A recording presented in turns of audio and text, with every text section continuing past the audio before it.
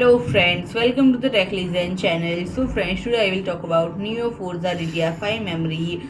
So friend, Neo Forza had a booth at Computex 2023 where the company showed its next generation memory and storage products. बोलो? यहाँ से बोलना.